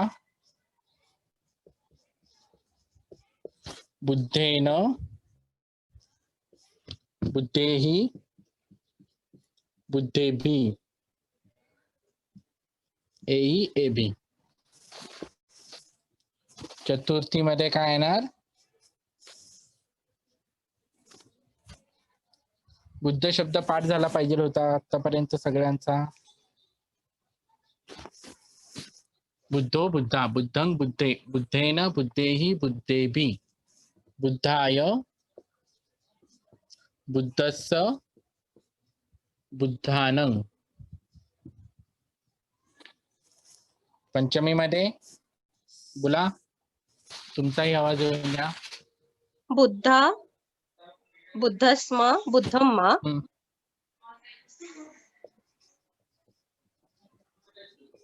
आणि बहुवचनामध्ये बुद्धेहि बुद्धेभिः. बुद्धेहि बुद्धेभिः. षष्टी मध्ये बुद्धस्य एकवचनात आणि बुद्धानं बहुवचनात. बरोबर. सप्तमी बुद्धे बुद्धस्मिन् बुद्धेमि. आणि बहुवचन बुद्धेषु. बुद्धेषु एषु. आणि आलपन मध्ये काय येणार? बुद्ध बुद्धा. बुद्ध बुद्धा बहुवचनात बुद्धा. या पद्धतीने प्रत्यय लक्षात असणं जरुरी आहे. ठीक आहे. याच्यानुसार आपण विभक्तीचे प्रत्ययांचा वापर हा वाक्यात करत असतो. याच पद्धतीने आपल्याला स्त्रीलिंगी आणि नपुंसकलिंगीचा चार्टही लक्षात ठेवायचा आहे, जो आपला मागच्या वेळेस पण झालेला आहे, आणि याच्यानुसार आपण उदाहरणं पण बघितलेली. ठीक आहे. हे झालं विभक्ती रिलेटेड. ठीक आहे. बोर्डवरचं ऑलरेडी तुमच्याकडे आहेच.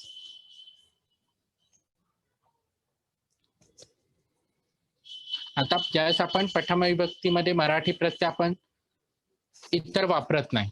ठीक आहे. तसंच जर आपण द्वितीय विभक्तीचा विचार केला,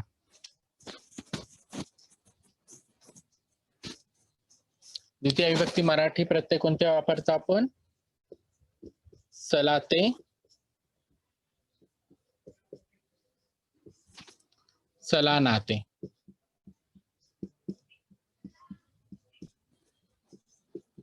हे आपण द्वितीय विभक्तीमध्ये वापरत असतो. सलाते सलानाते म्हणजे काय? बुद्धास बुद्धाला, बुद्धाला बुद्धांना या अर्थी. तृतीय विभक्तीमध्ये कोणती प्रत्यय येतात मराठी? सांगा तुम्ही.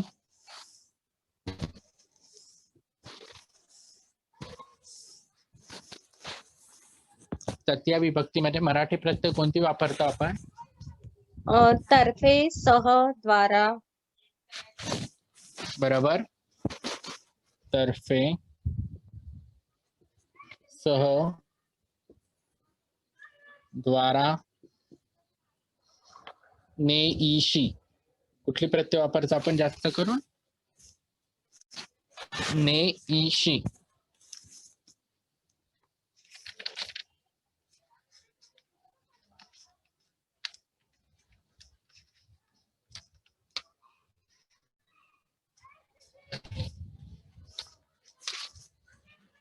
बुद्धीशी.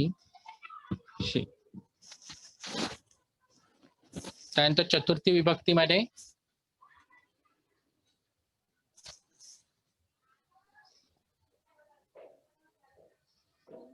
साठी, साठी,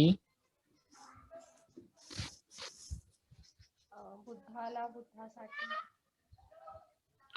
बुद्धास. ज्या पद्धतीने सलाते,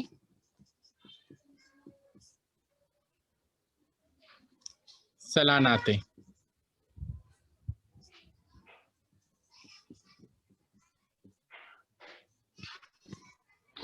बुद्धासाठी, बुद्धास, बुद्धाला, बुद्धांना, सलाते, सलानाते. त्यानंतर बुद्धा करिता, करिता पण आपण चतुर्थी विभक्तीमध्ये वापरत असतो. ठीक आहे. सलाते, सलानाते आणि करिता, च्या करिता. पंचमी विभक्तीमध्ये पासून, करून, ऊनहून. ऊनहून, ऊनहून हे प्रत्यय वापरत असतो. जे पासून, कडून. षष्टी विभक्तीमध्ये साचीचे, चाची, चे. बुद्धाचा, बुद्धाची,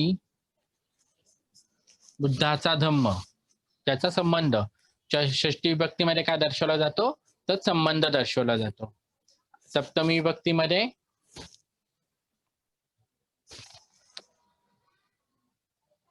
सप्तमीमध्ये काय वापरतो आपण?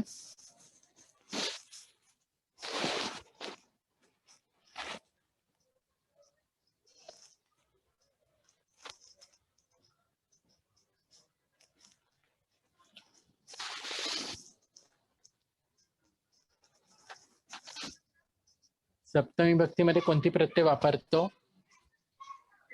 मराठी. बुद्धाने, असं आत, वर, खाली, बाहेर. त्यानंतर स्थान, काळ, वेळ दर्शवण्यासाठी आपण सप्तमी विभक्तीचा वापर हा करत असतो.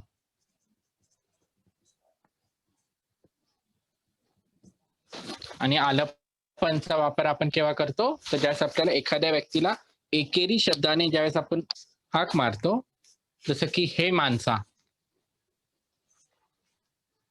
ह्या पद्धतीने.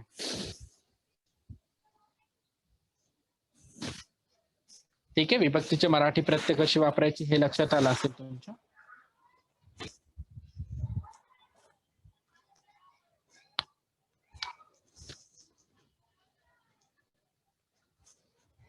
ह्या विभक्तीच्या प्रत्ययानंतर आपण काळ बघितले होते. एकूण किती काळ आहे पालीमध्ये? 3. 3 काळ आहे. कोणती? पालीमध्ये सांगा त्यांची नावं.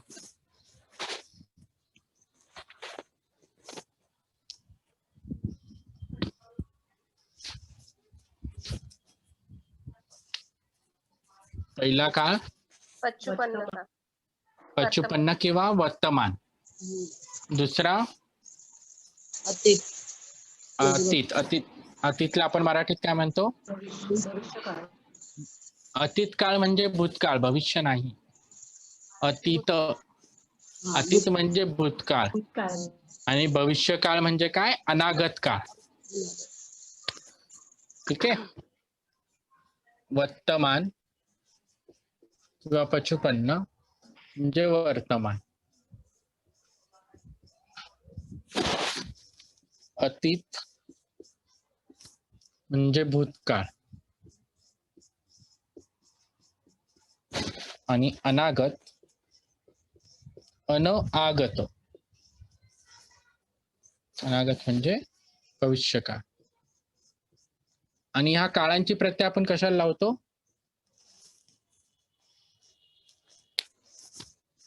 ह्या तिन्ही काळांची प्रत्यय आपण कोणत्या विभक्तीला, सॉरी, कशाला लावतो? नामाला की क्रियापदांना? क्रियापदांना. क्रियापदांना. काळाची प्रत्यय ही कशाला लागत असतात? तर क्रियापदांना लागत असतात आणि विभक्तीची प्रत्यय ही नामाला. नेहमी नामाला लागत असतात. ठीक आहे.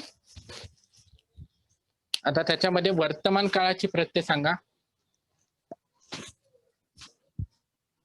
वर्तमान काळाची प्रत्यय कोणती आहे?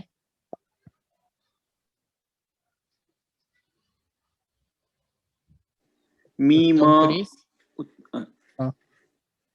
मी म सीथ सी थ तियंती. ती अंती. मी म सी थ ती अंती. ठीक आहे. ही वर्तमान काळाची प्रत्यय झाली. भविष्य काळाची प्रत्यय काय? इस उत्तम, मध्यम आणि पठमपुरीस. बोला. अनागत काळाचे प्रत्यय ज्या पद्धतीने वर्तमान काळाचे प्रत्यय आहेत, त्याच पद्धतीने सेम आहे. फक्त त्यांच्या पुढे कुठला शब्द लागतोय? इस शब्द लागतोय. इस्सामी, इस्साम. पुढे मध्यम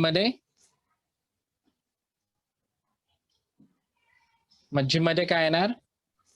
इस्ससी आणि इस्सथ. इस्ससी इस्सथ. आणि इस्सथ.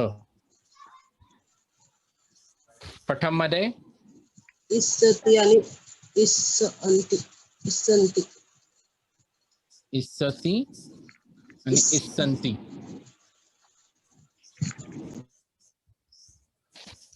ठीक आहे. वरची वर्तमान काळाची आहे, खालची भविष्य काळाची.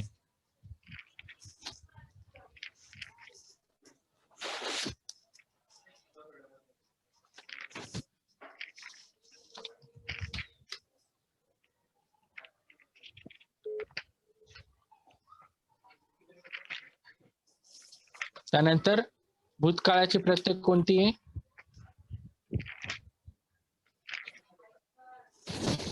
भूतकाळाची प्रत्यय सांगा.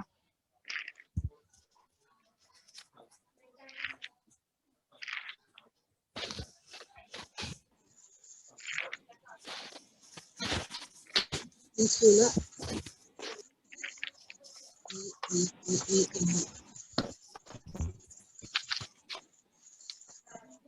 चुकलं तरी चालेल, बोला. ई इंसू. ई इंसू कोणत्या याच्यात येणार? मध्यम, पठम की उत्तम? ई उत्तम मध्ये येणार. ई उत्तम मध्ये काय येणार? ई. ई.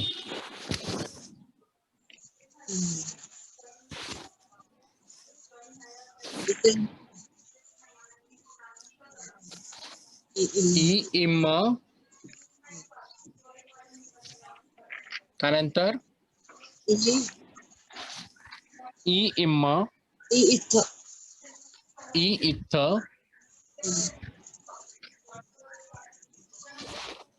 ई इंसू. त्यानंतर ई इंसू, ई इम, ई इथ आणि ई इंसू.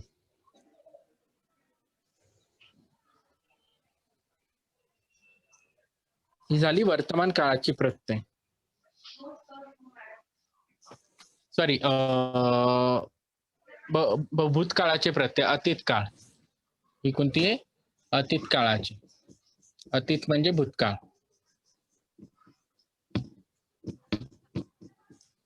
तिन्ही काळाची प्रत्यय ही तुमची पाठ असली पाहिजे. याचे चार्ट बनवून एक छोट्या पेजवर जेवढं लिहिता येईल तेवढं लिहा, की तुम्हाला येता जाता तुम्ही त्याला बघू शकाल आणि वाचू शकाल. ती तुमची पाठ होती.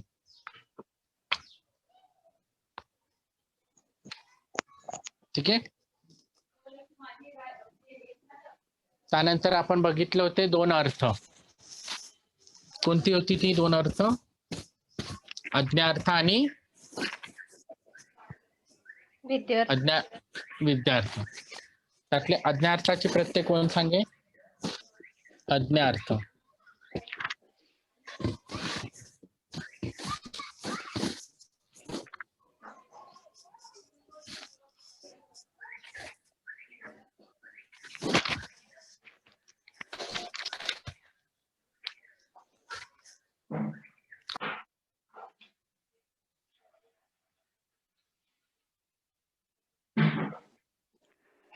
मीम उत्तम मीम हीथ हीथ तुअंतु तू अंतु. बरोबर आहे.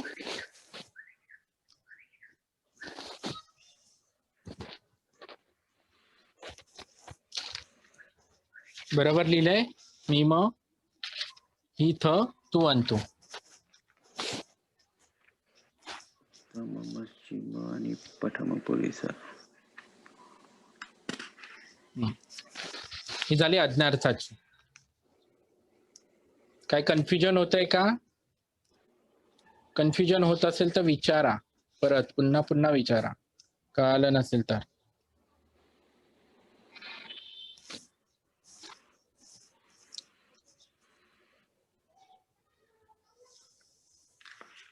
ही झाली आज्ञार्थाची. विद्यार्थ्याची प्रत्यय काय आहे?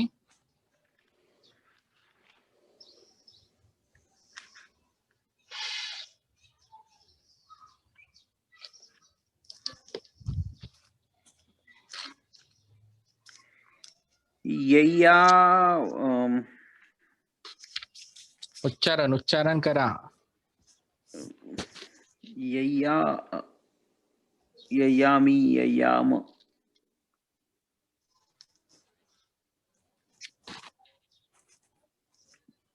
बरोबर आहे.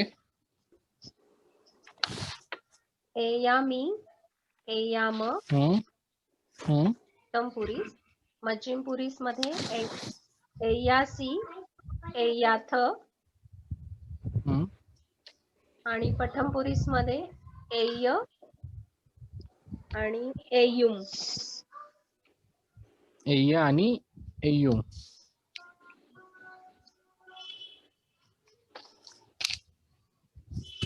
हे आज्ञार्थ झालं असेल तुमचं. उत्तम पुरीस मध्ये एय्यामी. बरोबर आहे. हो सर. एय्याम. एय्याम.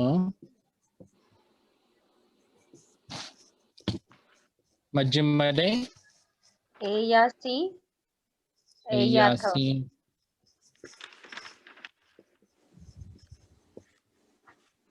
आणि पठम पुरीस मध्ये एय एयुम. एय एयुम. आणि अय्यू.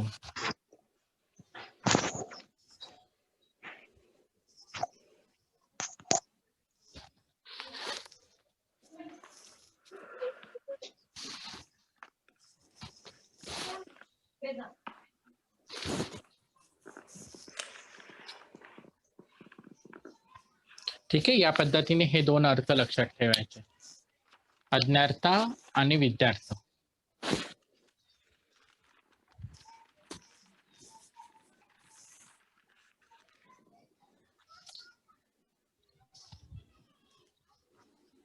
आणि तुम्हाला प्रॅक्टिस साठी तुम्हाला जे पाली प्रायमर पुस्तक दिलेलं आहे, प्रारंभिक पाली मधली जी प्रत्येक धड्यामागे जी सरावासाठी उदाहरणं आहेत ती सोडवण्याचा प्रयत्न करा. त्यात काही शब्दांची अर्थ नाही कळली तर विचारा. डायरेक्टली कॉल करूनही विचारू शकता तुम्ही, काही प्रॉब्लेम नाहीये. किंवा ग्रुपवर, व्हॉट्सअपवर ग्रुपवर टाकू शकता किंवा पर्सनली मेसेज टाकून विचारू शकता. ही झाली दोन अर्थ. आणि त्यानंतर आज आपण जे शिकलो ते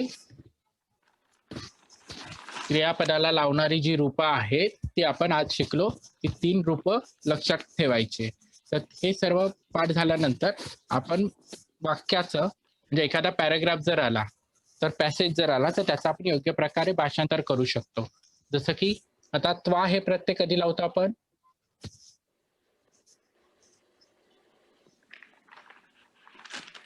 त्वा प्रत्यय कधी लावतो? पूर्वकालिक अव्यय रूप. पूर्वकालिक अव्ययरूप वापरताना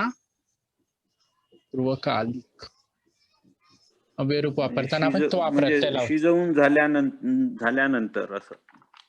हो, त्याचा मराठी अर्थ काय येतो?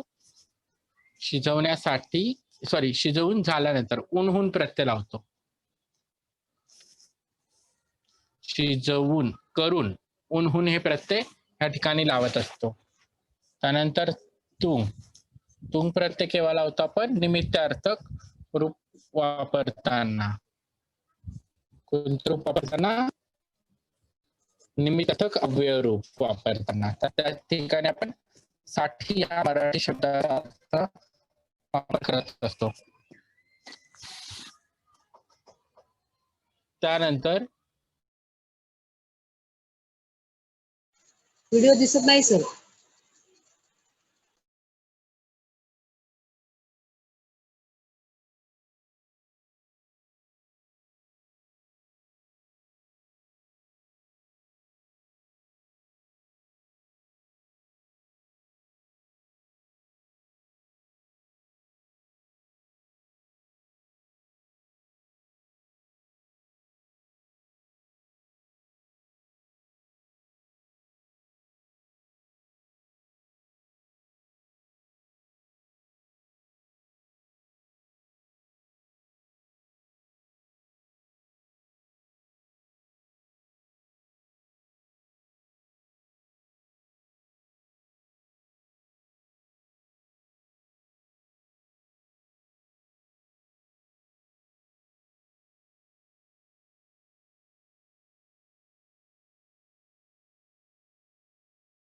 व्हिडिओ दिसत